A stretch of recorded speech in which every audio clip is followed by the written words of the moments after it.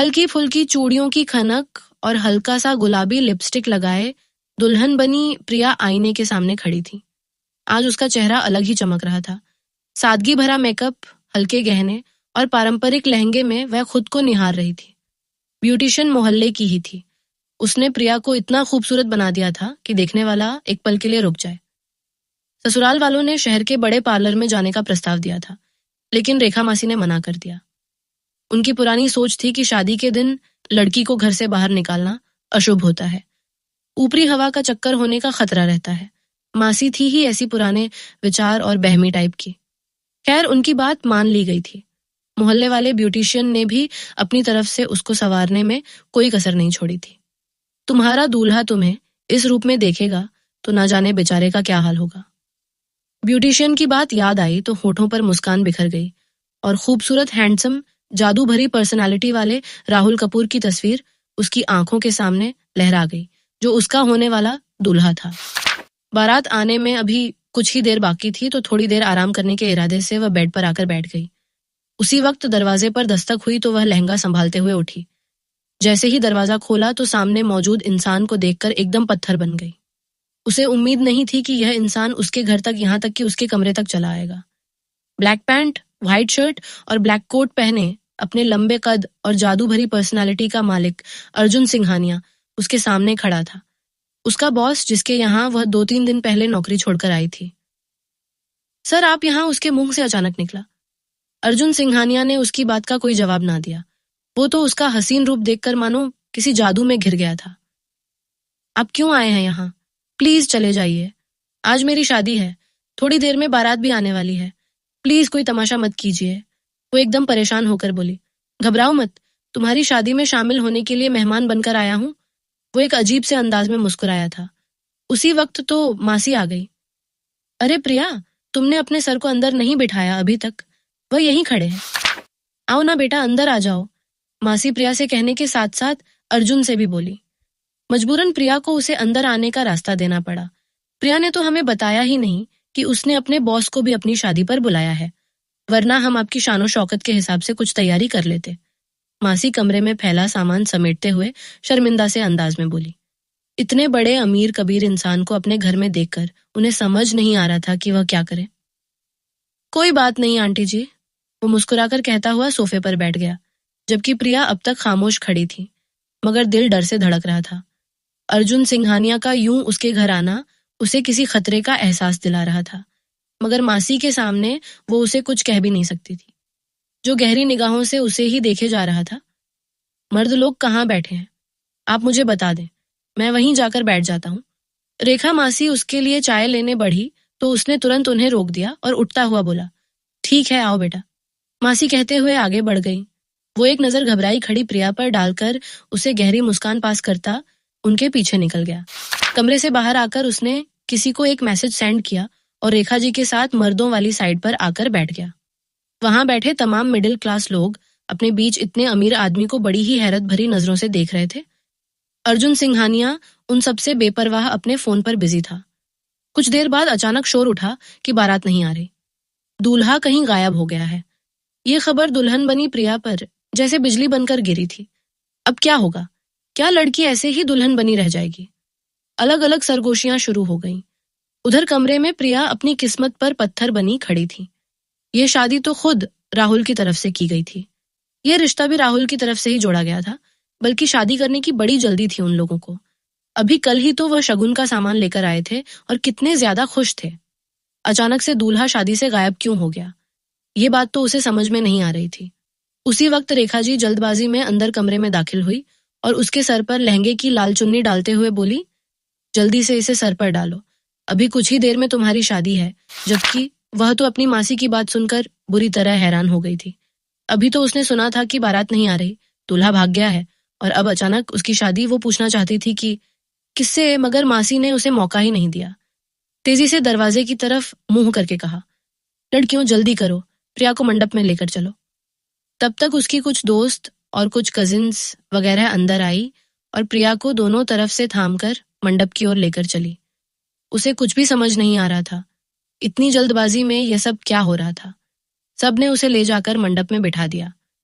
कुछ ही देर में पंडित जी ने शादी के मंत्र दोहराने शुरू कर दिए और जब उसके पास बराबर में आकर अर्जुन सिंघानिया बैठा तो वह तो जैसे पत्थर की बन गई थी, हिलना भी भूल गई थी, आंखें फटी की फटी रह गईं। मगर रेखा जी ने उसके कंधों पर दबाव डालकर खामोश रहने के लिए कहा तो वह चाहकर भी कुछ नहीं बोल पाई, लेकिन आंखों में आंसू जरूर भर आए थे। पंडित जी जैसा जैसा कहते जा रहे थे वह करती जा रही थी, जैसे एक पत्थर की बेजान तस्वीर बनी बैठी हो। हालांकि दिल तो अंदर से खून के आंसू रो रहा था। उसने जितनी भी रस्में थी शादी की सब गायब दिमागी से की थी। तो अर्जुन सिंघानिया, ये थी तुम्हारी चाल।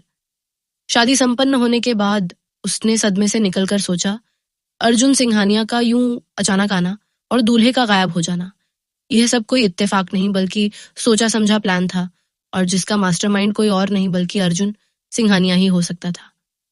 मैंने तुम्हें कोई खुशी दी तो मेरा नाम बदल देना, अर्जुन सिंघानिया। तुम खुशियों के लिए तड़पोगे और तुम्हें खुशी नसीब नहीं होगी। जिस तरह तुमने मेरी खुशियों को आग लगाई है, मैं तुम्हारी खुशियां तुमसे छीन लूंगी। खून के आंसू ना रुलाया तो मेरा नाम भी प्रिया वर्मा नहीं। उसने खुद से वादा किया और आंखों से गिरते आंसू जो गालों पर बहते चले जा रहे थे उन्हें जोर से रगड़कर साफ कर दिया। आंखों से इंतकाम की एक तेज चिंगारी निकल रही थी जो सब कुछ जला देने के लिए पूरी तरह से तैयार थी। आज से 3 महीने पहले वह अर्जुन सिंघानिया इंडस्ट्री में जॉब के लिए गई थी। पढ़ाई पूरी ना होने के बावजूद भी उसे उसके एक्सपीरियंस की बुनियाद पर नौकरी मिल गई थी, क्योंकि पढ़ाई के बीच ही उसने कंप्यूटर के अलग अलग कोर्सेज और इसी फील्ड से रिलेटेड छोटी मोटी जॉब्स कर रखी। जॉब करना उसकी मजबूरी थी क्योंकि 2 साल पहले जब उसके मम्मी पापा वैष्णो देवी गए थे और वहीं एक हादसे का शिकार हो गए और लौटकर वापस नहीं आ सके, तो उसका इस भरी दुनिया में रेखा मासी के सिवाय कोई नहीं बचा था। रेखा मासी की खुद की 4 बेटियां थीं। वह भी मजबूरन उसे अपने साथ ले आई, लेकिन साफ शब्दों में कह दिया था कि अपना खर्चा खुद उठाओ। महंगाई के इस दौर में मैं तुम्हारे मौसा जी की चंद हजार की तनख्वाह से गुजारा नहीं कर पाती, तो मजबूरन उसे बीएसएससी के बाद पढ़ाई अधूरी छोड़कर जॉब के लिए निकलना पड़ा। सिंघानिया इंडस्ट्री जो शहर की जानी मानी मशहूर इंडस्ट्री थी, वहां कंप्यूटर ऑपरेटर की जॉब खाली थी और उसे कंप्यूटर के बारे में अच्छी नॉलेज और एक्सपीरियंस था। उसकी खुशकिस्मती थी कि उसे तुरंत ही जॉब मिल गई। कंपनी का मालिक अर्जुन सिंघानिया उस वक्त देश से बाहर था। उसके मैनेजर ने प्रिया को हायर किया था। 1 महीना तो प्रिया का बड़ा ही सुकून से गुजरा। उसे अच्छी खासी सैलरी भी मिल गई थी, जिसमें से उसने आधी सैलरी रेखा मासी के हाथ पर रख दी और आधी खुद के लिए बचाकर रख ली, यह सोचकर कि मासी भी खुश हो जाएंगी और उसके खुद के खर्चे भी आसानी से निकलते रहेंगे। फिर 1 महीने बाद अर्जुन सिंघानिया वापस आ गया। वो जो किसी अधेड़ उम्र बॉस की उम्मीद कर रही थी, एक यंग डशिंग बॉस को देखकर हैरान रह गई। उसकी पर्सनालिटी ने पहली ही नजर में प्रिया को बुरी तरह इंप्रेस कर दिया था, मगर यह सिर्फ कुछ ही दिनों की बात थी। जैसे ही उसकी अकड़, सख्त मिजाज और रूखे रवैये सामने आए, प्रिया के दिल से उसकी पर्सनालिटी वाला जादू एकदम से खत्म होता चला गया। किसी एम्प्लॉय की छोटी सी छोटी गलती पर भी वह सबके सामने तमाशा खड़ा कर देता था। टाइम को लेकर इतना पंक्चुअल था कि अगर कोई एम्प्लॉय 1 मिनट भी लेट आता तो खड़े खड़े उसकी बेइज्जती कर देता। जब तक वो ऑफिस में रहता, ऑफिस के सारे एम्प्लॉय पर मानो एक तलवार लटकती रहती थी। लेकिन इस सब के बावजूद भी वे लोग नौकरी करने पर मजबूर थे क्योंकि यहाँ सैलरी अच्छी मिलती थी। प्रिया की भी एक दिन शामत आ गई। वो सुबह अपनी सीट पर आकर बैठी ही थी कि तभी अर्जुन सिंघानिया का उसके लिए बुलावा आ गया। वो तो उसके इतनी जल्दी आने पर ही बुरी तरह हैरान थी और अब उसके बुलावे पर चौंकते हुए उसके कमरे में चली आई। जी सर, आपने बुलाया मुझे, वो उसके सामने जाकर प्रोफेशनल अंदाज में बोली। अर्जुन सिंघानिया जो फाइलों वाली अलमारी में झुके खड़ा था, प्रिया की आवाज पर पलटकर उसे देखने लगा। माथे पर बल पड़े हुए थे और खूबसूरत चेहरे पर पथरीले हाव भाव थे। मैनेजर मिस्टर पटेल भी वहां चेहरे पर बेहद संजीदा हाव भाव लिए मौजूद थे और प्रिया का दिल किसी अनहोनी के ख्याल से धड़कने लगा। मिस प्रिया कल छुट्टी से पहले सबसे लास्ट में आप आई थी मेरे कमरे में। यहाँ टेबल पर मेरी एक बहुत ही इंपॉर्टेंट फाइल रखी हुई थी जो कि अब यहाँ से गायब है। सर, मैं नहीं जानती किसी फाइल के बारे में और ना ही मैंने आपके कमरे में आकर किसी फाइल को हाथ लगाया था। मेरे पास तो प्रेजेंटेशन वाली फाइल थी जो मैं कल आपको चेक कराने आई थी। पूरी तरह परेशान हो जाने के बावजूद उसने शब्दों को मजबूत बनाते हुए कहा, आपकी बात मान लूं? कौन आया था मेरे रूम में? आपके अलावा मिस प्रिया, और फाइल आपके जाने के बाद ही गायब हुई है। इससे पहले ही वह टेबल पर मौजूद थी। अर्जुन सिंघानिया का अंदाज तेज और आवाज बेहद ऊंची थी। सर, आप मुझ पर इल्जाम लगा रहे हैं? प्रिया की आंखें बाहर आईं। मैं इल्जाम लगा रहा हूं आप पर। मैं, यानी इस कंपनी का मालिक अर्जुन सिंघानिया, तुम पर इल्जाम लगा रहा हूं। वो इतनी जोर से बोला कि बाहर बैठे बाकी एम्प्लॉय तक आवाज गई। कई लोग तो अपने केबिन से झांकने भी लगे। सर, मैं सच कह रही हूं, मैंने कोई फाइल नहीं उठाई। अब वो भराई हुई आवाज में बोली। अच्छा, फिर यहां से कोई भूत ले गया। अर्जुन सिंघानिया का अंदाज आग में डूबा हुआ था। मुझे नहीं पता सर, मैं कुछ भी नहीं जानती। उसकी सख्त आवाज सुनकर बर्दाश्त के बावजूद भी प्रिया की आंखों से आंसू गिरने लगे। मेरे सामने रोने का नाटक करने की जरूरत नहीं। मिस प्रिया, सीधी तरह बताओ, वो फाइल कहाँ है? किसको दी है? वो गजबनाक तेवरों के साथ जोर से दहाड़ा। सर, मैंने कहा ना, मैंने नहीं उठाई फाइल। मुझे नहीं पता फाइल के बारे में कुछ भी। उसकी दहाड़ ने प्रिया के रहे सहे होश भी छीन लिए। आंसू पहले से ज्यादा जोर से बहने लगे। मैं तुम्हें वार्न कर रहा हूं मिस प्रिया, 1 घंटे के अंदर अंदर मुझे वह फाइल चाहिए, वरना मुझे तुम्हारे खिलाफ कानूनी कार्यवाही करनी पड़ेगी। वो कुछ पल घूरने के बाद उंगली उठाकर ठंडे अंदाज में वार्निंग देता हुआ बोला, जबकि प्रिया का चेहरा सफेद पड़ गया, जैसे सारा खून निचुड़ गया हो। सहारे के लिए उसने टेबल पर हाथ रखा। मैं सच कह रही हूँ सर, मैंने आपकी फाइल नहीं उठाई, बल्कि मैंने तो देखी तक नहीं। और अगर आपको यकीन नहीं तो आप सीसीटीवी कैमरे की फुटेज देख सकते हैं, उसमें सब कुछ साफ हो जाएगा।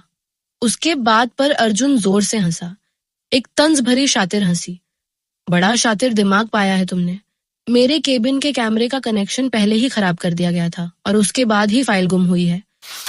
जानती भी हो कितनी कीमती फाइल थी वो। यह सुनकर प्रिया सचमुच डर से कांपने लगी थी।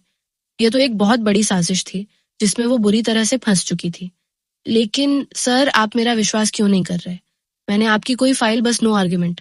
अब जाओ यहाँ से और 1 घंटे के बाद फाइल के साथ मेरे ऑफिस में हाजिर हो जाना। वो एकदम फैसला सुनाते अंदाज में हाथ उठाकर बोला। प्रिया का पूरा बदन कांपने लगा। जिस फाइल को छूना तो दूर, उसने देखा तक नहीं था। 1 घंटे के बाद कहाँ से लाती भला? सर, भगवान की सौगंध, मैं सच कह रही हूँ। मैं, मिस्टर पटेल, इनको यहाँ से निकालिए और ठीक 1 घंटे के बाद फाइल यहाँ टेबल पर होनी चाहिए। वो प्रिया की बात को इग्नोर करते हुए सख्त आवाज में अपने मैनेजर मिस्टर पटेल से बोला, तो मिस्टर पटेल भी बुरी तरह घबरा गया। मिस प्रिया, सर कह रहे हैं ना, जाइए यहाँ से। मैनेजर ने भी सख्त अंदाज में कहा तो वह मरे मरे कदमों से बाहर आ गई और अपनी कुर्सी पर बैठकर दोनों हाथों में चेहरा छुपाकर रोने लगी। प्रिया, क्या हुआ? क्यों डांटा सर ने? उसकी कलीग कोमल फौरन उसके करीब आकर पूछने लगी। बाकी लोग भी उसके चारों ओर खड़े हो गए थे। प्रिया ने रोते हुए पूरी बात बताई तो सबके चेहरों पर हमदर्दी के गहरे भाव उभर आए। अर्जुन सिंघानिया के मिजाज का सबको पता था। फाइल ना मिलने पर वह प्रिया को छोड़ने वाला नहीं था। कोमल के साथ साथ बाकी कलीग्स भी मिलकर उसे दिलासा देने लगे। ये सब क्या तमाशा चल रहा है? तभी अचानक अर्जुन गुस्से से तमतमाया हुआ अपने केबिन से बाहर निकला और सबको प्रिया के आसपास जमा देखकर वह गुस्से से बुरी तरह दहाड़ा था। तुम सब लोगों की इतनी हिम्मत कि यहाँ ऑफिस में ड्रामा कर रहे हो। सब लोग तुरंत अपनी सीट पर भागे थे, जबकि प्रिया झट से अपने आंसू पोंछने लगी। अर्जुन पैंट की जेब में हाथ डाले, धीरे धीरे कदमों से चलते हुए प्रिया के सामने आकर रुका। मिस प्रिया, यहाँ बैठकर रोने और दूसरों की हमदर्दी बटोरने से बेहतर है कि जिसको फाइल दी है उसे वापस लेकर आओ और मुझे सौंप दो। नौकरी भी बच जाएगी और इज्जत भी। वरना याद रखना, अगर फाइल नहीं मिली तो नौकरी ही नहीं, अपनी इज्जत से भी हाथ धो बैठोगी। और हाँ, मैं अभी पुलिस को बुलाकर तुम्हें अरेस्ट भी करवा सकता हूँ। प्रिया ने कुछ पल तक सर झुकाए, दांत खींचकर आंसू रोके रखे, फिर अचानक खड़ी हुई। उसकी आंखों में अब आंसुओं से ज्यादा गुस्सा और आहत आत्मसम्मान चमक रहा था। बस बहुत हो गया सर, मैं ऐसी नौकरी पर लानत भेजती हूँ जहां झूठा इल्जाम लगाकर मुझे बार बार जलील किया जा रहा हो।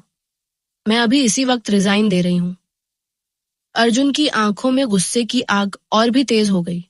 उसने हाथ उठाकर धमकी भरे शब्दों में कहा, मेरी फाइल मेरे हवाले किए बिना तुम यहाँ से रिजाइन देकर नहीं जा सकती।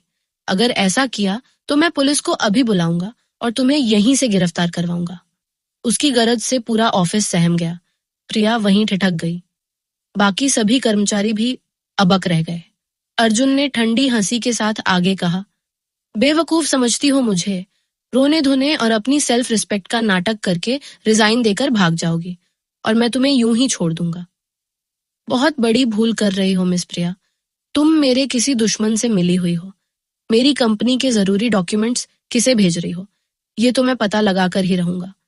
मगर उससे पहले मुझे अपनी फाइल चाहिए, हर हाल में चाहिए। सिर्फ 1 घंटा है आपके पास। 1 घंटे बाद या तो फाइल मेरी टेबल पर होगी या फिर आप जेल में होंगी।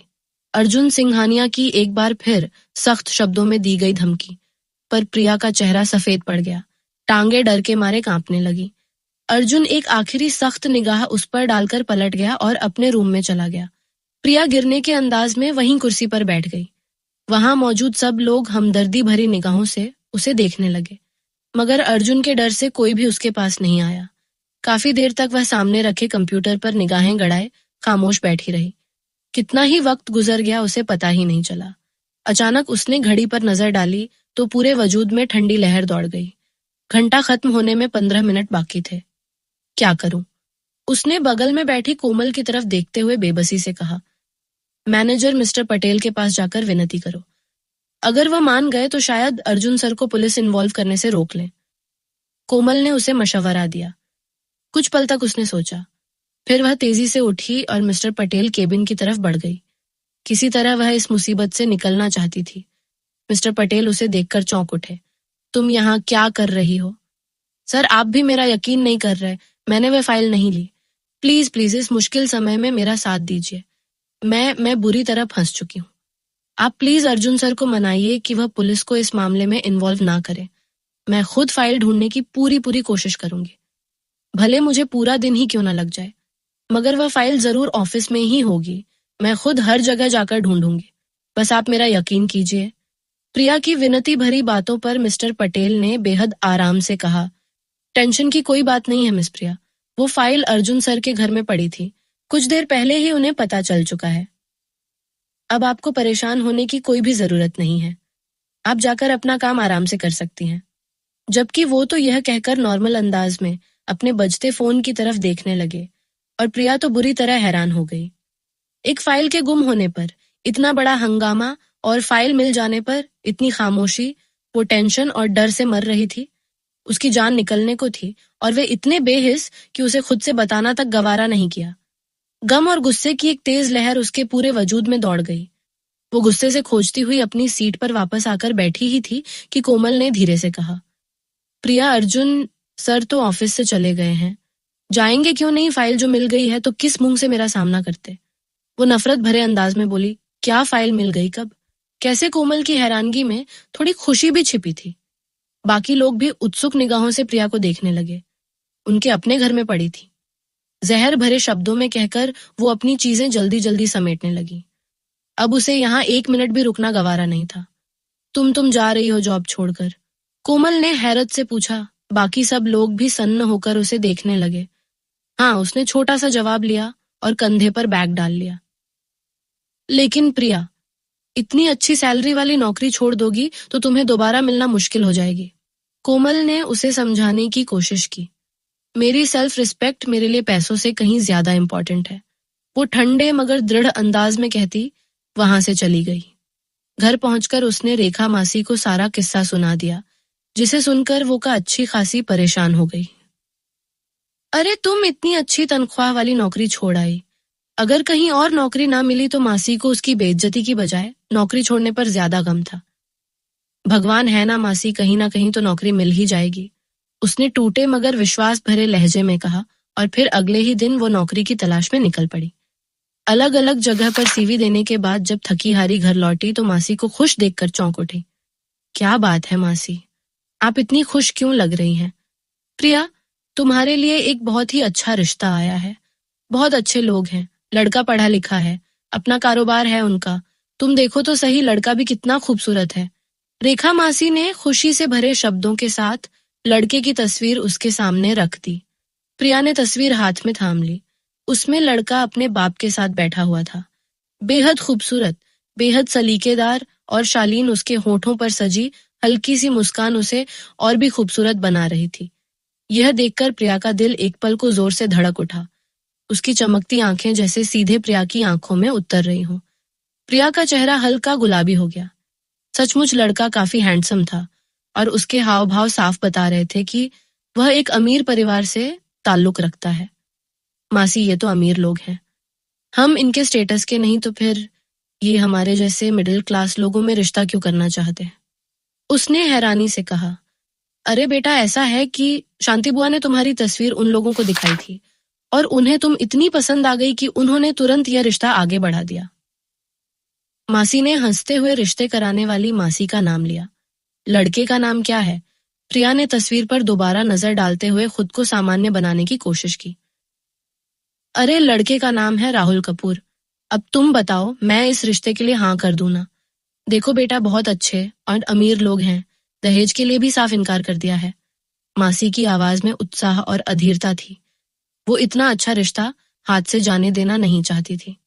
ठीक है मासी, आपको जैसा सही लगे आप वैसा करें। प्रिया ने सब कुछ मासी पर छोड़ दिया। वैसे भी लड़के में कोई कमी नजर नहीं आई थी। बैकग्राउंड भी अच्छा था, तो वो किस आधार पर इनकार करती? जीती रहो मेरी बच्ची। मासी ने उसके सिर पर हाथ फेरकर उसे प्यार किया और तुरंत फोन उठाकर लड़के वालों को हाँ कर दी। रात के खाने के दौरान जब उसे यह पता चला कि 3 दिन बाद ही उसकी शादी है, तो प्रिया एकदम से चौंक गई। इतनी जल्दी मासी? उसने परेशान होकर पूछा। अरे बेटा, लड़के को लंदन जाना है, बस इसीलिए वो लोग जल्दी कर रहे हैं, और अगर देर करने पर ऐतराज किया तो कहीं यह रिश्ता हाथ से ना निकल जाए। ऐसे रिश्ते तो किस्मत से मिलते हैं, मासी ने उसे समझाया। उनकी बात सुनकर प्रिया खामोश हो गई। दिन गुजरते गए और उसकी शादी का दिन भी करीब आ गया। अब सिर्फ एक दिन बाकी बचा था। ससुराल वालों ने शॉपिंग के लिए एक अच्छी खासी रकम भिजवा दी थी। रेखा मासी उसे लेकर खरीदारी पर जाने ही वाली थी कि तभी मैनेजर मिस्टर पटेल का फोन आ गया। मिस प्रिया, आप ऑफिस आकर अपना हिसाब किताब क्लियर कर लें। वो तो कभी भी वहां जाना नहीं चाहती थी, लेकिन गलती से वह यह बात अपनी मासी को बता चुकी थी। मासी ने जिद पकड़ ली और उसे जबरन भेज दिया। मजबूरन प्रिया को ऑफिस जाना पड़ा। जब वह मिस्टर पटेल के कैबिन में पहुंची तो उन्होंने सीधे कहा, मिस प्रिया, आपको अर्जुन सिंघानिया से मिलना होगा। वह उसके ऑफिस में जाना नहीं चाहती थी, मगर मिस्टर पटेल खुद उसके साथ अर्जुन सिंघानिया के रूम तक आए थे। ना चाहते हुए भी वह अंदर आई और बड़े कड़वे लहजे में गुड मॉर्निंग विश किया। उसके विपरीत तो अर्जुन सिंघानिया ने बड़ी खुशदिली से जवाब दिया, मिस प्रिया, आप इतनी सी बात पर बिना बताए जॉब छोड़कर चली गई। कम से कम इन्फॉर्म तो करना था ना। वो बड़े नॉर्मल अंदाज में बात कर रहा था, लेकिन प्रिया का गुस्सा 7वें आसमान पर था। उसने अपने गुस्से को दबाते हुए तेज शब्दों में कहा, इतनी सी बात थी जिसके लिए मुझे पूरे स्टाफ के सामने जलील किया गया। अर्जुन थोड़ा सा शर्मिंदा नजर आया। मुझे गलतफहमी हो गई थी और मैं माफी मांगता हूं आपसे। प्रिया के चेहरे पर एक जहर भरी मुस्कान आई। आपकी माफी से वह टेंशन, वह जिल्लत खत्म नहीं हो सकती जो मैंने झेली। फिर भी ठीक है, मैं आपकी माफी को एक्सेप्ट कर लेती हूँ। आखिरी शब्द उसने अनचाही कह दिए थे। अर्जुन के चेहरे पर जैसे सुकून उतर आया। ओके, थैंक्स प्रिया, और अब जाकर अपनी सीट संभाल लीजिए, वो हल्के फुल्के अंदाज में बोला। एंड यह सुनकर प्रिया चौंक गई। सॉरी सर, लेकिन मैं अब जॉब कंटिन्यू नहीं रख सकती, उसने साफ लहजे में इनकार कर दिया। मगर क्यों? मेरी माफी तो आप एक्सेप्ट कर चुकी है, फिर जॉब क्यों छोड़ रही हैं? वो हैरान हुआ था। माफी एक्सेप्ट करने का यह मतलब नहीं कि मैं यहाँ फिर जलील होने के लिए जॉब करूं। मुझे जिस काम के लिए बुलाया गया है वह क्लियर कीजिए, फिर मैं यहाँ से जाना चाहती हूँ, वो कुर्सी से खड़ी होते हुए बोली। अर्जुन कुछ देर तक बेहद संजीदगी से उसे देखता रहा, फिर अगले ही पल हुक्म देने वाले अंदाज में बोला, ठीक है, आपने अभी जाना है तो जाएं, मगर कल से अपने टाइम से ऑफिस आना है। आपकी सीट पर आप ही बैठेंगे। जबकि प्रिया ने उसकी बात पर हैरत से उसे देखा। मैं आपसे कह चुकी हूँ ना, मैं ये जॉब छोड़ चुकी हूँ और अब इसे कंटिन्यू नहीं कर सकती। वह चाहती तो अपनी शादी का बता सकती थी, मगर इसलिए नहीं बताया कि अर्जुन सिंघानिया यह समझे कि कल उसने जो कुछ प्रिया के साथ किया वो उसी वजह से जॉब छोड़ रही है। मैं आपसे कह रहा हूं ना, कल आपने अपनी सीट पर वापस आना है। अजीब जिद्दी से अंदाज में बोलता हुआ वो उठकर उसके करीब आकर खड़ा हुआ, जबकि वह हैरत से उसे देख रही थी। जितने पैसों की जरूरत हो जाकर मिस्टर पटेल से ले लो, और दोबारा मैं आपके मुंह से ये जॉब छोड़ने की बात ना सुनूं। अजीब धौंस भरा अंदाज था उसका, जबकि प्रिया तो हक्का बक्का रह गई। ये आप क्या कह रहे हैं सर?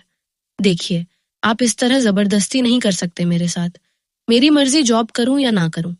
हैरत से कहकर उसने अब विरोध करते हुए अपने कदम दरवाजे की तरफ बढ़ाए, जबकि वह अगले ही पल उसके रास्ते में आ गया। जबरदस्ती तो बहुत छोटा सा शब्द है मिस प्रिया। मैं तो और भी बहुत कुछ कर सकता हूँ, इसीलिए भलाई इसी में है। मेरी बात मान ले, बहुत कुछ करने पर मजबूर मत करें मुझे। अजीब से शब्दों में कहता वो उसके बेहद करीब आ गया था। हरगिज नहीं प्रिया वर्मा, मेरी बात से विरोध करके आप अपना नुकसान कर रही हैं। वो उसके दाएं बाएं दीवार पर हाथ रखते हुए उसकी तरफ झुकते हुए काफी कठोर शब्दों में बोला, जबकि प्रिया एकदम ठंडी पड़ गई। बोलो, जवाब दो, उसके चेहरे को अपनी निगाहों में फोकस करते हुए बोला। प्लीज सर, मुझे जाने दें, वह कांपते हुए शब्दों में बोली। आंखों से मोतियों की तरह आंसू गिरने लगे। अरे अरे, रोने क्यों लग गई? वो उसके गालों पर गिरते आंसुओं को अपने हाथों से साफ करते हुए बोला, जबकि प्रिया ने उसके स्पर्श पर अपनी सांस रोक ली। अर्जुन सिंघानिया से उसे ऐसी हरकत की उम्मीद बिल्कुल भी नहीं थी। बोलो, कल आओगी ना? वो उसके चेहरे पर एक गहरी नजर डालकर बोला, जबकि डर से कांपती प्रिया ने जल्दी से सर हाँ में हिला दिया। वो इस वक्त इस इंसान से जान छुड़ाना चाहती थी। अगर इनकार की रट लगाए रखती तो वो उसे कभी नहीं जाने देता। गुड गर्ल, अब जाओ अपनी सीट पर जाकर बैठो, वो पीछे हटकर हुक्म देने वाले अंदाज में बोला। सर, मेरी तबीयत ठीक नहीं है, मुझे अभी इस वक्त घर जाना है। वो अपने आप को संभालते हुए बोली, ठीक है ड्राइवर, तुम्हें छोड़ आता है, बट कल 9 बजे जब मैं यहाँ आऊं तो आप मुझे अपनी सीट पर बैठी नजर आनी चाहिए। वो एकदम रब भरे अंदाज में बोला। प्रिया चुपचाप अपना सर हाँ में हिला गई। ऑफिस से निकली तो बाहर अर्जुन का ड्राइवर गाड़ी लिए उसका इंतजार कर रहा था। उसे उस इंसान से नफरत हो रही थी, अर्जुन जैसे धौंस जमाने वाले बेदर्द इंसान से। उसकी गाड़ी में बैठने को उसका बिल्कुल भी दिल नहीं चाह रहा था, मगर इनकार करके वह अपने लिए कोई मुसीबत खड़ी करना नहीं चाहती थी, क्योंकि इतना तो वह जान गई थी कि अगर उसका हुक्म ना माना जाए तो वह बेरहम बन जाता है। तो इसीलिए खामोशी से गाड़ी में बैठ गई। सिर्फ एक ही दिन की तो बात है, उसने खुद को दिलासा दिया। कल तो मेरी शादी हो जानी है, फिर ये आदमी इंतजार करता रहेगा और उधर मैं पिया संग सिधार जाऊंगी। इस ख्याल ने उसे हल्का सा सुकून दिया था। गाड़ी उसने घर से कुछ दूरी पर रुकवा ली थी, क्योंकि वह नहीं चाहती थी कि मोहल्ले वालों की निगाह उस पर पड़े। मासी ने दरवाजा खोलते ही सवाल दागा, वैसे कहाँ है प्रिया? ऑफिस से लाई हो या नहीं? प्रिया ने तुरंत एक बनावटी ठंडी मुस्कान ओढ़ी और धीमी आवाज में कहा, एक्चुअली मासी, जब मैं ऑफिस पहुंची तब तक हिसाब किताब वाला अकाउंट्स किसी दूसरे काम में जा चुका था। उन्होंने कहा है कि वह लोग पैसे घर पर ही भिजवा देंगे। हमें टेंशन लेने की बिल्कुल भी जरूरत नहीं है। अच्छा चलो, ये तो बहुत अच्छी बात है। मासी के चेहरे पर लालच से भरी संतुष्टि उतर आई। वो खुश थी, क्योंकि उन्हें भरोसा था कि जब पैसे आएंगे तो प्रिया तो शादी करके अपने ससुराल जा चुकी होगी और सारे पैसे उनके ही हाथ में आएंगे। जबकि प्रिया अपनी थकी हुई आंखों और छिपे हुए डर को चेहरे की मुस्कान के पीछे छुपाती हुई अपने कमरे की ओर बढ़ गई। अगले दिन उसकी जिंदगी का सबसे बड़ा दिन था, उसकी शादी का दिन। मोहल्ले वाले और खानदान के चंद लोग घर में मौजूद थे। चारों तरफ चहल पहल थी, हर कोई तैयारियों में व्यस्त था। मासी की चारों बेटियां, जो उससे 1-1 या 2-2 साल छोटी थीं, उसे बार बार छेड़ रही थीं। कोई उसकी चुन्नी को छेड़ता तो कोई उसके हाथों पर बनी मेहंदी की रंग की तारीफ करता। वह सब राहुल से पहले ही मिलाई थी और अब उसकी किस्मत पर खुलकर जल रही थी। दीदी, राहुल जी तो बहुत ही स्मार्ट है, बिल्कुल हीरो जैसे। आप तो सच में बहुत लकी हो, सबसे छोटी ने नजरों में चमक भरकर कहा तो बाकी सब खिलखिलाकर हंस पड़ी। प्रिया भी हल्के से मुस्कुरा दी, दिल में कहीं गहरे इस प्यार को अपना सबसे बड़ा सहारा मानते हुए। तभी किसी ने आवाज लगाई, अरे बारात आने ही वाली है, सब लोग तैयार रहो। माहौल में गूंजते ढोल नगाड़ों की कल्पना ने ही घर में शोर भर दिया। प्रिया के दिल की धड़कनें तेज हो गईं। उसकी आंखों में सपनों की चमक और होठों पर दबी हुई मुस्कान और भी गहरी हो गई। मेहमान खाना खा चुके थे, वो भी तैयार हो चुकी थी और अब बारात का इंतजार हो रहा था कि तभी अचानक अर्जुन सिंघानिया वहां आ गया। उसे देखकर पहले तो प्रिया घबरा गई थी कि कहीं वह कोई तमाशा खड़ा ना कर दे, मगर कुछ मिनट बैठने के बाद वह बाहर चला गया तो प्रिया ने भगवान का धन्यवाद किया।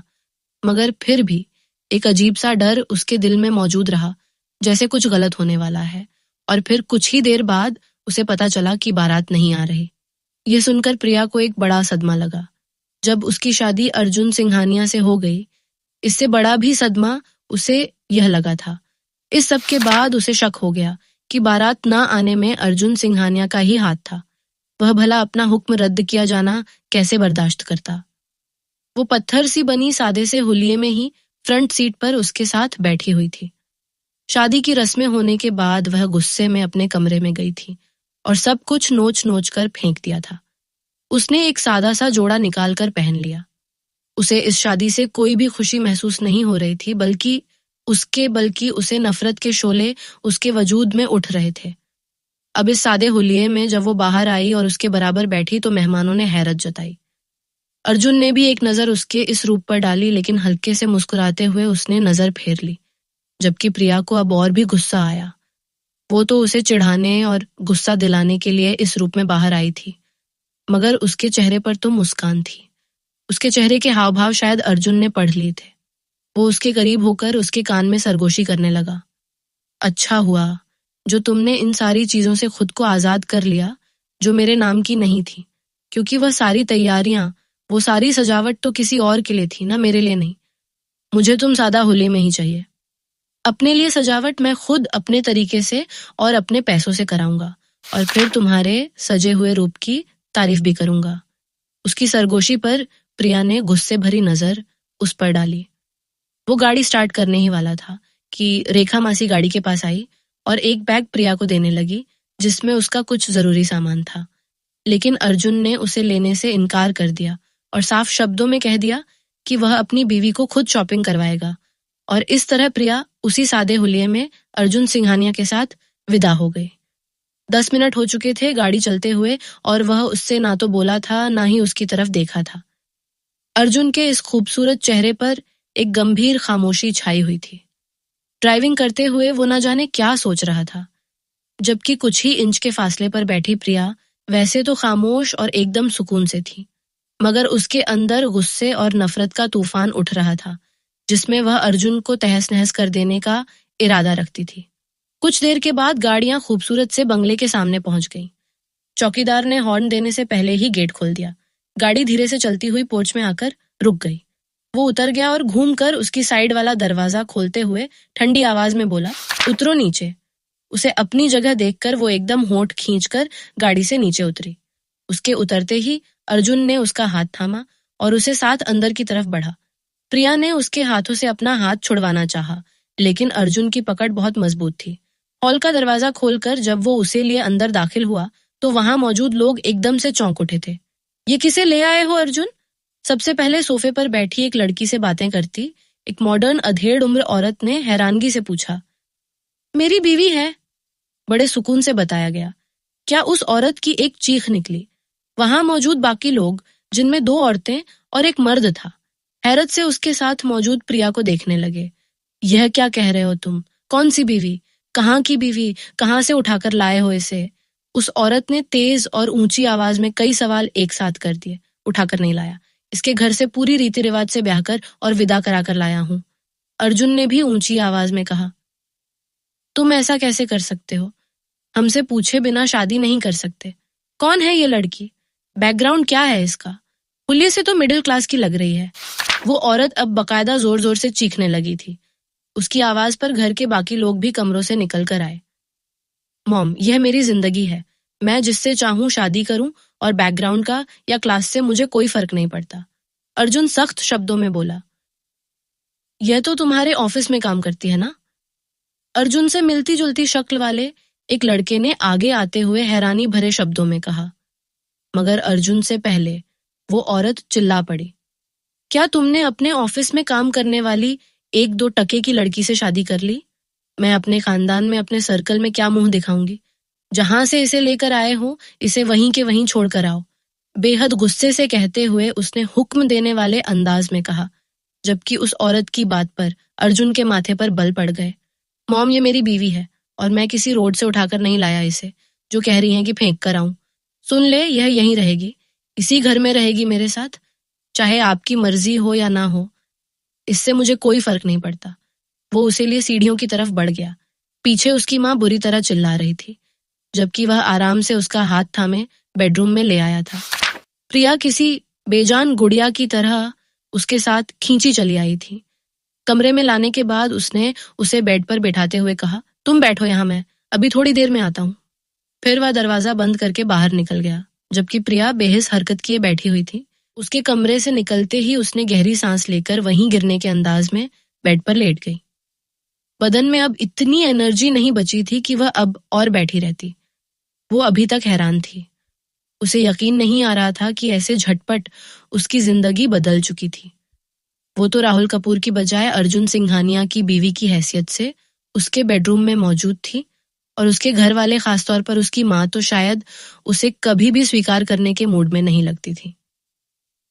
हे भगवान, मैं कैसे रहूंगी इन अमीर मगरूर लोगों के बीच। वो परेशान सी इसी बारे में सोच रही थी कि तभी अर्जुन अंदर दाखिल हुआ। वो जल्दी से उठकर बैठी। उसके हाथों में खाने की ट्रे थी, जो उसने प्रिया के पास बेड पर रख दी।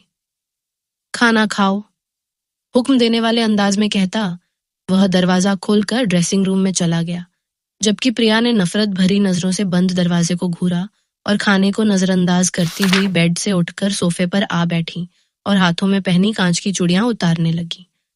5 मिनट के बाद वह चेंज करके ड्रेसिंग रूम से बाहर आया तो उसे बेड की बजाय सोफे पर और खाने की ट्रे जैसी की तैसी रखी देखकर उसके माथे पर बल पड़ गए। मैंने क्या कहा था, खाना खाओ। बेहद खुरदरे शब्दों में बोला, मुझे भूख नहीं है, सपाट शब्दों में कहती।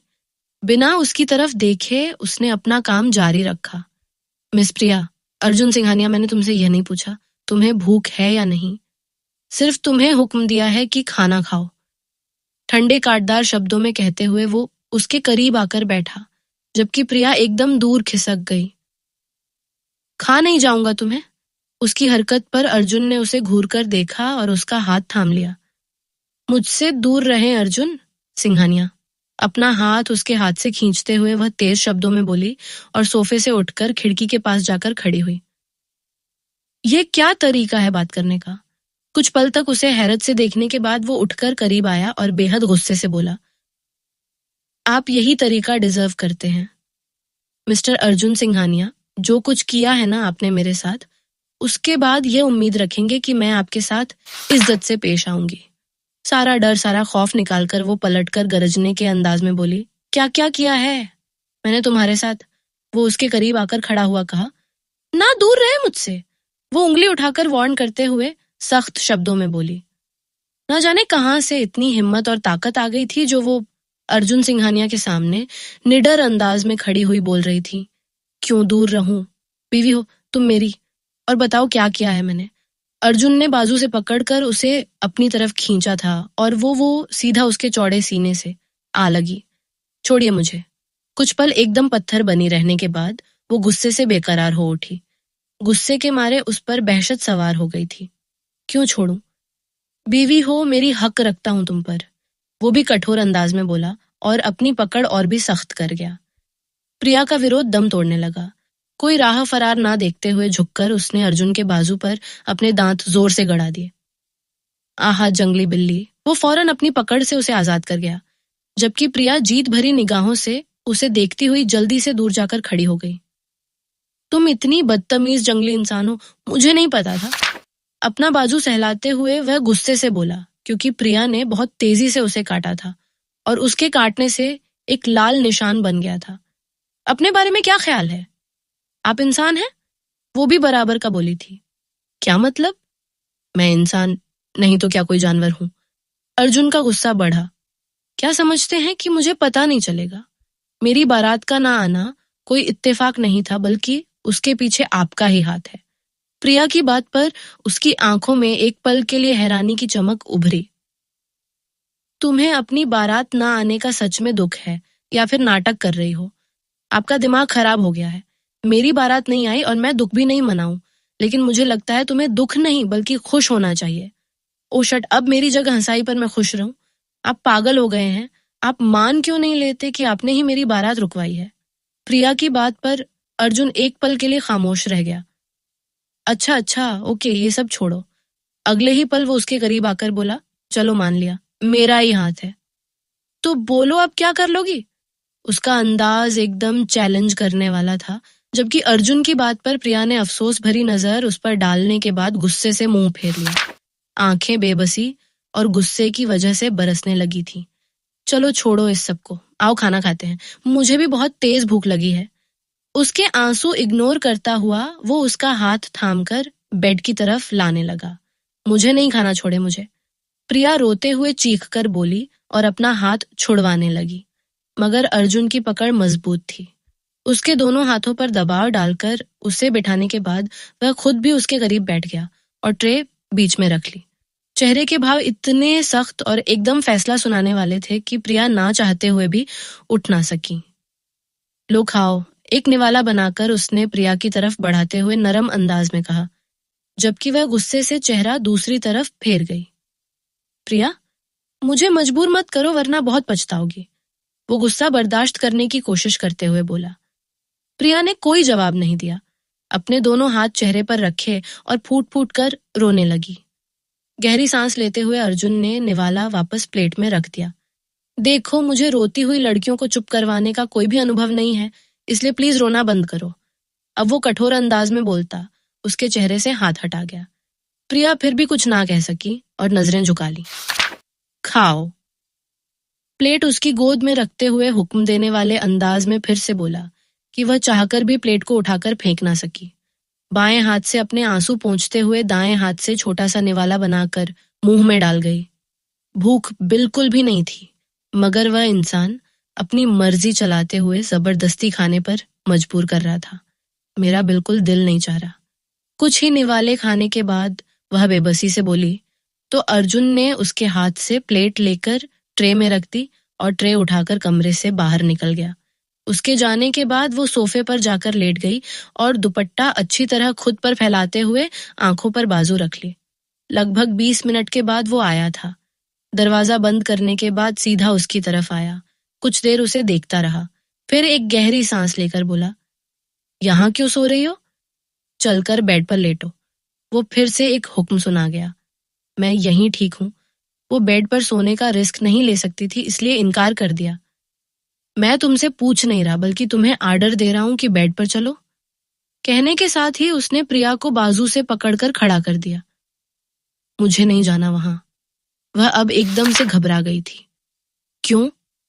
वहां कांटे हुए हैं जो तुम्हें चुभ जाएंगे। इस बार वह आईब्रो उचकाकर बोला था। मुझे आपके साथ बेड शेयर नहीं करना, इसलिए मैं यहीं सोफे पर सोऊंगी। वो किसी बच्चे की तरह जिद्दी शब्दों में कहती वापस सोफे पर बैठने लगी, मगर अर्जुन ने उसकी कलाई को झटका देकर अपने करीब खींचते हुए अजीब से खुमार भरे शब्दों में कहा, क्यों? मुझसे कोई खतरा है क्या? वो सीधे सीधे उसकी आंखों में देख रहा था और वो कोई जवाब ना दे पाई। चलो बेड पर। अगर मेरा मूड हुआ तो बच तो तुम सोफे पर भी नहीं सकती। वो उसकी कलाई थामे ठंडे शब्दों में कहता बेड पर ले आया था, जबकि उसकी बात पर प्रिया का दिल जोर से धड़कने लगा था। वो उसकी बात का मतलब बहुत अच्छे से समझ गई थी। उसे बेड पर धकेलने के बाद वह नाइट बल्ब ऑन करता दूसरी तरफ जाकर लेट गया। प्रिया बिल्कुल कोने में सिमट कर लेट गई। गिर जाओगी पागल। कुछ सेकंड तक उसे बेड के कोने पर सिमटते देखता रहा।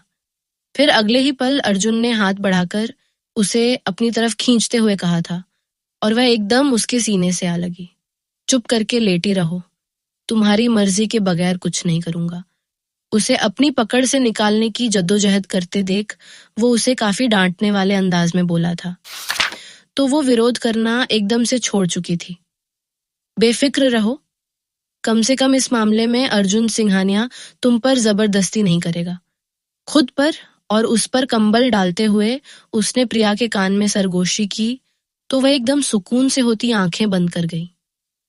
धीरे धीरे उसकी पलकें भारी होने लगी थीं और कुछ ही देर में वो गहरी नींद में सो चुकी थी।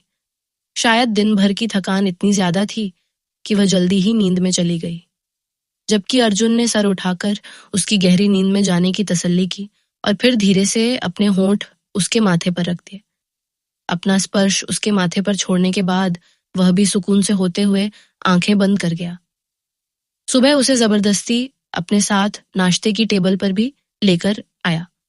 उसकी माँ उसे देखते ही वहां से वर्कआउट कर गई थी, जबकि बाकी लोग खामोशी से नाश्ता करते रहे।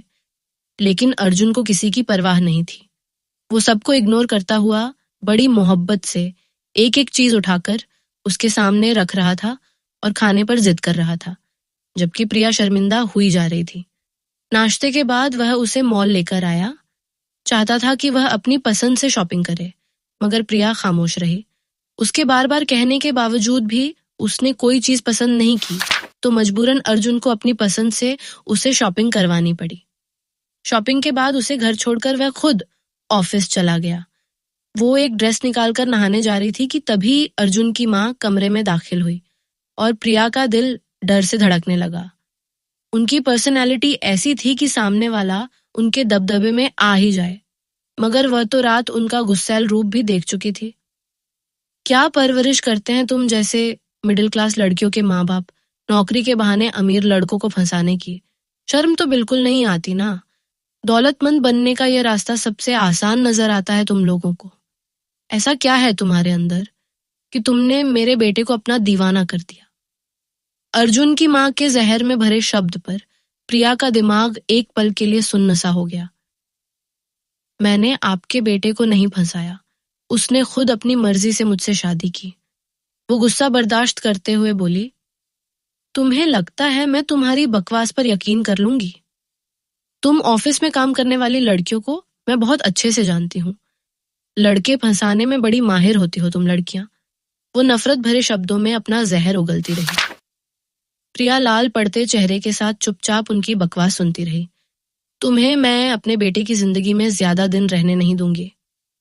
दिल की भड़ास निकालने के बाद वो उंगली उठाकर वार्निंग देती कमरे से बाहर निकल गई, जबकि प्रिया बेदम सी बेड पर गिरने के अंदाज में बैठ गई। दोपहर को नौकरानी खाने का पूछने आई। यकीनन उसे अर्जुन ने कहा होगा कि प्रिया के खाने पीने का ख्याल रखना, लेकिन उसने खाने से इनकार कर दिया। दोपहर से शाम और फिर शाम से रात हो गई और वह एक ही पोजीशन में अपने कमरे में लेटी रही। अर्जुन रात को आया तो उसे घुटनों में सर दिए रोता देखकर हैरान हुआ। हालांकि नौकरानी से यह बात जान चुका था कि उसकी माँ उसके पास गई थी, तो उसे यकीन था कि उसके रोने की वजह उसकी मॉम ही थी। मॉम ने तुमसे क्या कहा? वो उसके पास बैठता सीरियस अंदाज में पूछने लगा। प्रिया ने सर उठाकर उसे देखा और अगले ही पल अपना चेहरा मोड़कर अपने आंसू साफ करने लगी। मैंने तुमसे कुछ पूछा है प्रिया, वो उसका चेहरा अपनी तरफ करते हुए ठंडे शब्दों में बोला। वो बात को टालना चाहती थी, मगर अर्जुन का सख्त अंदाज देखकर सर झुकाए सब कुछ बताती चली गई। वो खामोश हुई तो वह गुस्से से बाहर निकल गया। यकीनन वो अपनी माँ के पास गया होगा। अपनी वजह से झगड़े का सोचकर उसका दिल बैठने लगा। हालांकि उसे तो खुश होना चाहिए था कि उसकी वजह से वह अपने घर वालों से लड़ रहा था। वो यही तो सोचकर आई थी कि उसे सुकून से रहने नहीं देगी, मगर अब इन हालातों से वह खुद घबरा गई थी। उठो, हमें यहाँ से जाना है। लगभग आधे घंटे के बाद वो आया। सपाट अंदाज में कहने के बाद अलमारी से कपड़े निकालकर बैग में डालने लगा। प्रिया जल्दी से खड़ी हुई। अर्जुन से कुछ कहना ही चाहती थी कि तभी दरवाजे पर दस्तक हुई। प्रिया ने चौंक कर देखा, लेकिन अर्जुन को कोई फर्क नहीं पड़ा था। वह पथरीले हाव भाव चेहरे पर सजाए अपना काम करने में मग्न रहा। दरवाजा खुला और उसके डैड विकास सिंघानिया कमरे में दाखिल हुए। अर्जुन, तुम यहाँ से कहीं नहीं जाओगे, ये घर तुम्हारा भी है। विकास सिंघानिया उसके हाथ से बैग लेते हुए नरम शब्दों में बोले। मैं इस घर में नहीं रह सकता डैड, जहां मेरी बीवी की कोई इज्जत ना हो। मेरी गैर मौजूदगी में मॉम इसे जलील करती नहीं। ये तो आज शुरुआत है, ये काम फिर रोज होगा। वो बाप के हाथ से बैग लेते हुए नाराज अंदाज में बोला। आइंदा ऐसा कुछ नहीं होगा बेटा, मैं तुम्हारी माँ से बात करूंगा। विकास सिंघानिया उसे समझाने लगे। दोनों बाप बेटे में कुछ देर बहस होती रही। प्रिया खड़ी खामोशी से सुनती रही और आखिरकार उसके पापा उसे रोकने में कामयाब हो गए। हाथ में पकड़ा बैग फेंकते हुए वह कमरे से बाहर चला गया, जबकि विकास सिंघानिया ने एक नजर सामने खड़ी लड़की पर डाली। कुछ तो खास था उसमें जो उनके बेटे ने उसे अपनी जिंदगी में शामिल किया था। उसके सर पर प्यार भरा हाथ रखते हुए उन्होंने उसे आशीर्वाद दिया। कपड़े वापस अलमारी में सेट कर लो, तुम लोग यहाँ से कहीं नहीं जाओगे। ये घर तुम्हारा है, पूरे हक और मान के साथ इसी घर में रहो। उन्होंने दिल से अपनी बहू को स्वीकार कर लिया था और पता नहीं क्यों प्रिया के दिल में एक सुकून सा उतर गया था, वह जो इस रिश्ते को निभाने के पक्ष में नहीं थी। लेकिन जब विकास जी ने उसके सर पर प्यार भरा हाथ रखकर उसे आशीर्वाद दिया तो उसके चेहरे पर एक हल्की सी मुस्कान आ गई थी। शायद इस नए रिश्ते में वो खुद को ढालने लगी थी। रात को सोने के लिए वह बेड पर आई तो अर्जुन, जो लेटा सोचों में गुम था, एकदम से उठ बैठा। आई एम सॉरी यार, मॉम ने तुम्हें जो कुछ कहा उसके लिए मैं माफी मांगता हूँ। आगे से ऐसा कुछ नहीं होगा। मैं अपना अलग घर बनवा रहा हूँ। जब वह कंप्लीट हो जाएगा हम वहां शिफ्ट हो जाएंगे। वो उसका नरम नाजुक सा हाथ अपने हाथों में लेते हुए बड़ी ही नरमी और प्यार से बोला था, जबकि प्रिया खामोश रही, कुछ भी नहीं बोली। बोलो ना प्रिया, मैं तुम्हारी सारी नाराजगी खत्म करना चाहता हूँ। वो कुछ देर उसके बोलने का इंतजार करता रहा, फिर विनती भरे शब्दों में बोला, क्या बोलूं? आपने क्या अच्छा किया है मेरे साथ? पहले अपने ऑफिस में जलील किया, फिर मेरे घर पहुंचकर मेरी शादी रुकवा दी, खुद शादी करके यहाँ ले आए और अब आपके घर वालों के हाथों जलील हो रही हूँ। वो आंखों से आंसू पोंछते हुए बोली, देखो, ऑफिस में जो कुछ हुआ मैं मानता हूँ मेरी गलती थी। वो फाइल मैं घर पर ही भूल गया था, क्योंकि वो फाइल इतना ज्यादा जरूरी थी कि उसके ना मिलने पर मैं बुरी तरह गुस्से के मारे हाइपर हो गया था। दिमाग ने काम करना बंद कर दिया था और मेरा सीधा निशाना तुम पर चला गया, क्योंकि लास्ट टाइम तुम ही मेरे ऑफिस में आई थी। तुम्हारे साथ जो कुछ हुआ उसके बाद मुझे शर्मिंदगी के साथ साथ बेहद अफसोस भी हुआ था। लेकिन तुम्हारी शादी रुकवाकर मैंने कुछ गलत नहीं किया, बल्कि एक बहुत अच्छा काम किया है। वैसे उस बुढ़े में ऐसी क्या बात थी जो तुम मुझसे शादी करने जा रही थी? माफी मांगते मांगते वो अचानक हैरत भरे अंदाज में पूछने लगा। बुढ़ा प्रिया एकदम से चौंक उठी, फिर मुंह बनाकर बोली, आपसे ज्यादा हैंडसम था। राहुल कपूर नाम था उसका। राहुल कपूर। इस बार वह बुरी तरह चौंका। हाँ, क्यों? प्रिया ने सवाल किया। तुम कह रही हो तुम्हारी शादी राहुल कपूर से हो रही थी, राइट? उसने जैसे उसकी बात की पुष्टि करनी चाहिए। प्रिया ने उलझे अंदाज में उसे देखते हुए सर हाँ में हिला दिया, जबकि अर्जुन सिंघानिया ने एक जोरदार कहकहा लगाया और फिर वो हंसता ही चला गया। उसे इस तरह हंसते देखकर वो उसे हैरत से देखने लगी। मैसेज प्रिया, अर्जुन सिंघानिया, आपकी शादी राहुल कपूर से नहीं बल्कि उसके बुढ़े बाप विक्रम कपूर से होने जा रही थी। वो भी अच्छी खासी रकम के बदले जो आपकी मासी से उससे पहले ही ले चुकी थी। अर्जुन के खुलासे पर वो तो एकदम भौचक्का रह गई थी। ये आप क्या कह रहे हैं? उसके बाप से बड़ी मुश्किल से वह बोलने के काबिल हुई थी, जबकि वह मुश्किल से अपनी हंसी रोककर बड़े गौर से उसे देखने लगा। लगातार हंसने के कारण उसकी आंखों में पानी भर गया था। उसका खूबसूरत चेहरा, खासकर उसकी नाक, लाल हो गई थी। प्रिया के हैरत भरे हाव भाव देखकर अर्जुन ने अपनी हंसी पर कंट्रोल किया। उसके चेहरे से ही लग रहा था कि वो इन सब चीजों से अनजान थी। मुश्किल से खुद को शांत करते हुए अर्जुन ने आगे बोलना शुरू किया। मुझे लगता है कि तुम्हारी मासी तुम्हें धोखा दे रही थी। मैं विक्रम कपूर और राहुल कपूर को अच्छी तरह जानता हूँ। वो लोग बिजनेसमैन हैं। उसकी बीवी बहुत सालों पहले मर चुकी है। एक बेटा और एक बेटी है जो बाहर रहते हैं। दोनों बाप की तन्हाई दूर करने के लिए उसकी शादी करवा रहे थे। वैसे विक्रम कपूर के बारे में बताऊं तो बड़ा ही रंगीन मिजाज बंदा है। जब मैं तुम्हारे घर आया और मुझे वहां पता चला कि तुम्हारी शादी विक्रम कपूर से हो रही है तो मैं तो शॉक्ड हो गया था। साथ ही मुझे एक अजीब सी जलन भी महसूस हुई। अपनी बात करते करते अर्जुन एक पल के लिए रुका था। जलन? कैसी जलन? लेकिन क्यों? वो जो पत्थर बनी थी उसके मुंह से सारी बातें सुन रही थी, एकदम बेचैनी से सवाल कर गई। वो कुछ देर सामने दीवार की तरफ देखता रहा, फिर प्रिया की तरफ देखकर बोला, एक्चुअली तो मुझे अच्छी लगने लगी थी, इसीलिए मैं तुम्हें जॉब के लिए फोर्स कर रहा था। अच्छी तो मुझे तुम शुरू दिन से ही लगी थी, मगर मैंने कभी ये बात खुद के आगे स्वीकार नहीं की। मगर उस फाइल वाले हादसे के बाद जब मैं गिल्ट में पड़ा, तब मैंने खुद के आगे यह स्वीकार कर ही लिया कि भाई अर्जुन सिंघानिया को इस लड़की से इश्क हो ही गया है और अब इस इश्क के मर्ज का कोई भी इलाज नहीं सिवाय अपने महबूब के। जब यह राज मुझ पर खुला तो सच मानो मेरे दिल में एक अजीब सी गुदगुदी होने लगी। एक अजीब सा नशा था जो मेरे पूरे वजूद पर छा गया था। इस नशे में डूबा हुआ मैं ऑफिस आया, लेकिन तुम ऑफिस नहीं गई थी। फिर मैंने मिस्टर पटेल से कहकर तुम्हें ऑफिस बुलवाया और तुम्हें जॉब कंटिन्यू करने के लिए फोर्स किया। लेकिन जब तुम मेरे कहने के बावजूद सुबह ऑफिस नहीं आई तो मैं तुम्हारे घर चला आया। वहां मुझे सदमे के साथ साथ तुम पर बेहद गुस्सा भी आया, क्योंकि ऑफिस में तुमने मुझे नहीं बताया था कि तुम्हारी शादी है। फिर जब मैं कमरे में गया और तुम्हारा सजा संवरा रूप देखा तो बस दिल बेईमानी पर उतर आया। कुछ भी हो जाए अब मैं अपनी मोहब्बत से हाथ नहीं धो सकता था। तुम तो मेरा इश्क बन बैठी थी, फिर तुम्हें किसी और का होते देखना मैं कैसे बर्दाश्त कर सकता था। इसीलिए फौरन मैंने उस बुढ़े दूल्हे को गाड़ी के साथ साथ ही रास्ते से गायब करवा दिया और हमारी शादी के बाद उसे रिहा भी करा दिया। वो आखिर में बड़े मजे से बोला था, जबकि प्रिया उसकी सारी बातें सुनकर कितने ही पल उसे हैरत से देखती रही। मैं कैसे यकीन कर लूं कि तुम सच कह रहे हो?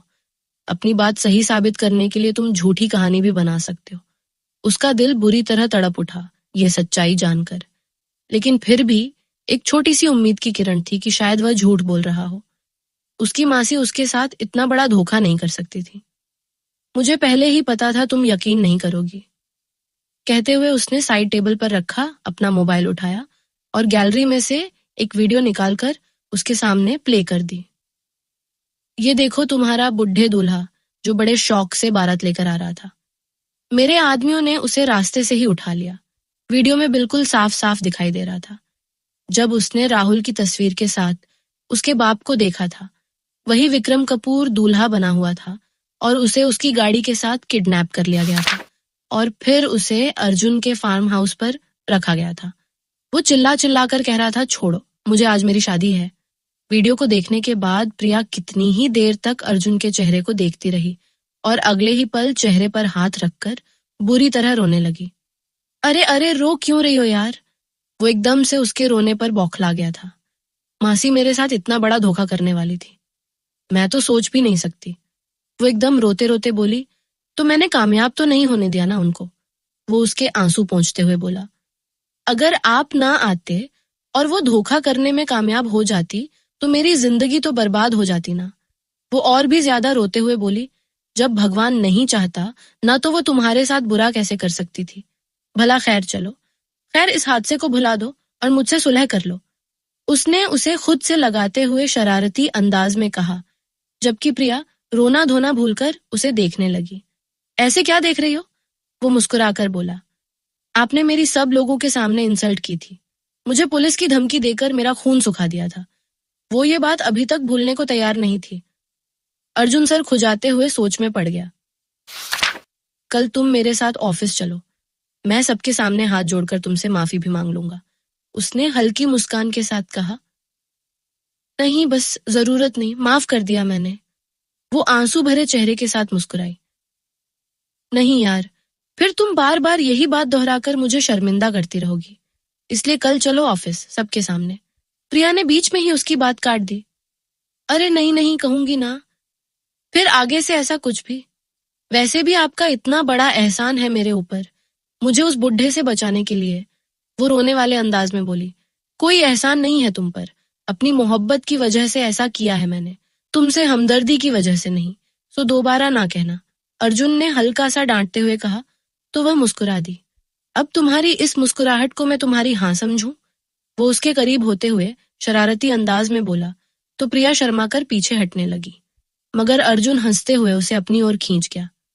आज रात तो ना तड़पाओ यार, कल तो तुम्हारा ख्याल रख लिया था, आज मेरा कर लो। वो उसे अपने सीने से लपेट गया था। मुझे नींद आ रही है, प्रिया ने फरार ढूंढना चाहा। मैं प्यार करूंगा तो नींद भी उड़ जाएगी, वो उसके गाल पर होंठ रखते बेहद शरारती अंदाज में बोला। तो प्रिया ने शर्माते हुए अपना चेहरा उसके सीने में छुपा लिया, जबकि वो उसे अपने सीने से लपेटे कंबल में गुम हो गया। आज की रात बड़ी खूबसूरत थी क्योंकि उसका महबूब उसकी बाहों में था। पूरे दिलो जान से राजी होकर अपना तन मन उसने उसके हवाले जो कर दिया था। वो बुरी तरह मदहोश होकर अपने होठों से प्रिया को छू गया, जबकि प्रिया उसके होठों के स्पर्श को अपने वजूद पर महसूस होते ही मचलकर उसकी बाहों में समा गई थी और अपना आप उसके हवाले कर दिया। जिंदगी उसके ऊपर बहुत मेहरबान हो गई थी, जिसे इतना प्यार करने वाला, इतना केयरिंग हमसफर मिला था। वह कभी भी उसे नाराज करने के बारे में सोच भी नहीं सकती थी। वह पूरी शिद्दत से उसके इन खूबसूरत पलों में साथ देने लगी थी और उसका साथ पाकर अर्जुन और भी मदहोश हुआ था। जिंदगी में अगर मनपसंद हमसफर हो तो जिंदगी स्वर्ग से कम नहीं होती। काश हर किसी को मानसान और प्यार करने वाला हमसफर मिले। धन्यवाद।